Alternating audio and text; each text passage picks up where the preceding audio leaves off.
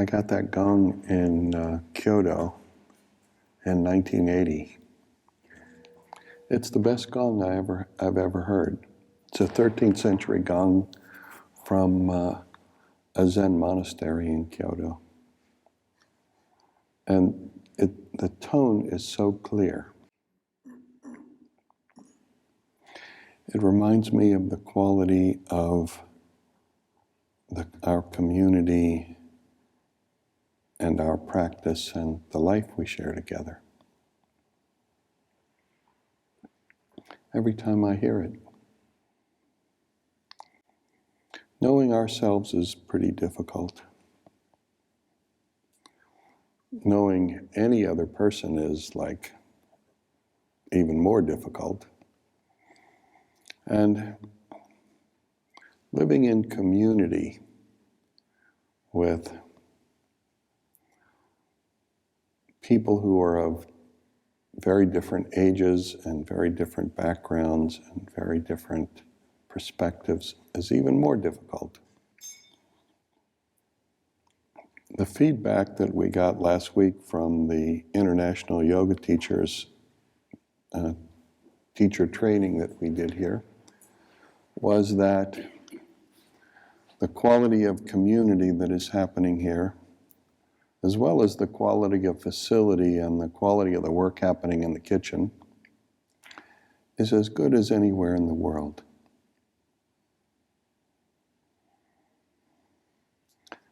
And for that, we have each other to be grateful for. That's what I'm grateful for on Thanksgiving.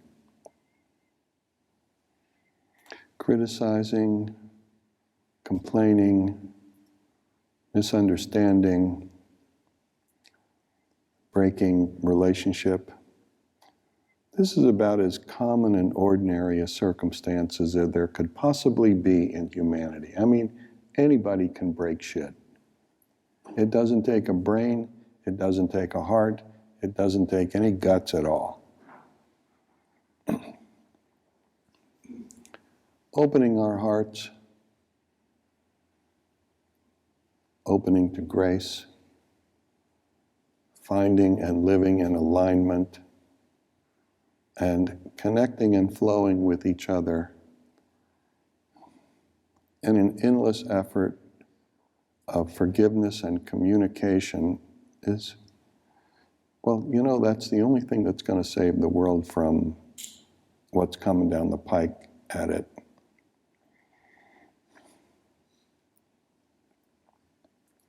And I think that happens here as well as it happens anywhere. I've decided to take a year off because I'm really tired. I've been teaching nonstop for 45 years, and I'm tired. I've decided to take a year off because at this point in my life, you know, I think, and I've always thought and I've always told you, it's more important to be, you can't be a good teacher if you're not a good student. And I find it, anyway, at this juncture that teaching is getting in the way of my being a good student. And I intend to use the year, or however long it is, to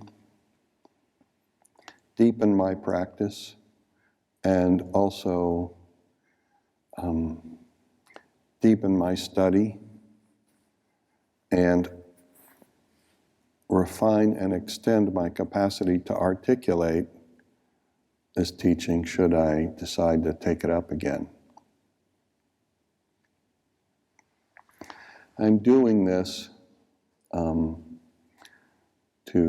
part to honor my own self and also in part to honor you, because I think we have something very fine here, and I want to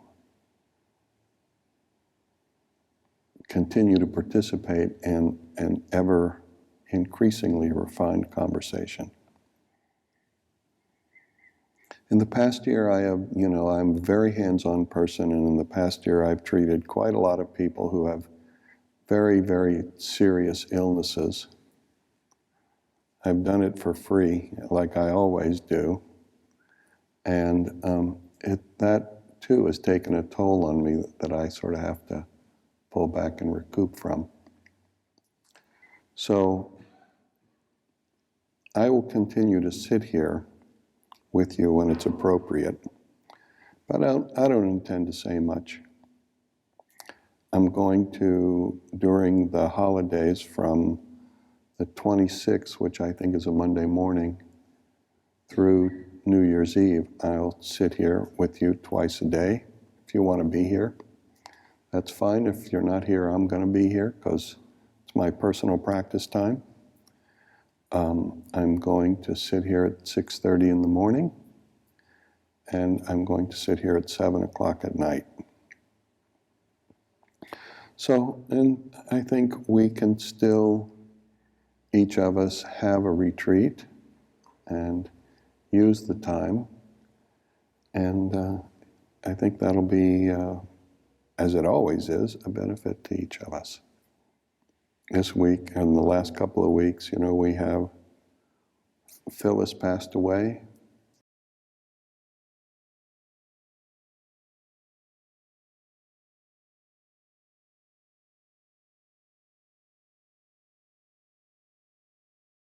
You know, as we move along here, I think, you know, now this coming summer I'm going to be 69, which just blows my mind.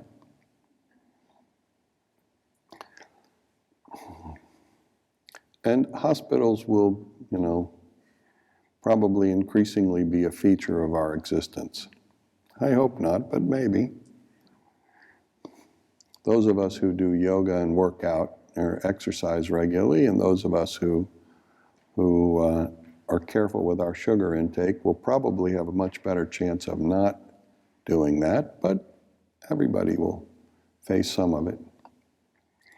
So it is my intention to use the time that I have as well as possible to grow myself and increasingly express my life as gratitude, and in part gratitude for the opportunity to share my life with such fine people. Happy Thanksgiving to you all.